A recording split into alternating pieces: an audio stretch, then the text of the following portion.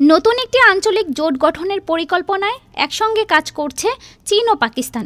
সম্ভাব্য এই জোটটি দক্ষিণ এশীয় অঞ্চলের সহযোগিতা সংস্থা সার্কের বিকল্প হয়ে উঠতে পারে বলে ধারণা করা হচ্ছে। এই উদ্যোগে বাংলাদেশও যুক্ত রয়েছে। ৩০ জুন পাকিস্তানি সংবাদ মাধ্যম দ্য এক্সপ্রেস ট্রিবিউনে প্রকাশিত এক প্রতিবেদনে এই তথ্য উঠে এসেছে। প্রতিবেদনে বলা হয়, আঞ্চলিক বাণিজ্য ও সংযোগ বৃদ্ধির মাধ্যমে দক্ষিণ এশিয়ায় সংহতি গড়তে চীন ও পাকিস্তান বেশ কিছু মাস ধরে নতুন একটি জোট গঠনের আলোচনা চালিয়ে যাচ্ছে। এই আলোচনায় উল্লেখযোগ্য অগ্রগতি হয়েছে বলেও জানিয়েছে একাধিক কূটনৈতিক সূত্র। এই প্রক্রিয়ার অংশ হিসেবেই সম্প্রতি চীনের কুনমিং শহরে পাকিস্তান, চীন ও বাংলাদেশের মধ্যে একটি ত্রিপক্ষীয় বৈঠক অনুষ্ঠিত হয়। ১৯ জুন অনুষ্ঠিত এই বৈঠকে ৩ দেশের শীর্ষ কূটনীতিকরা অংশ নেন। এটিই ছিল এই ৩ দেশের মধ্যে প্রথম উচ্চ পর্যায়ের বৈঠক।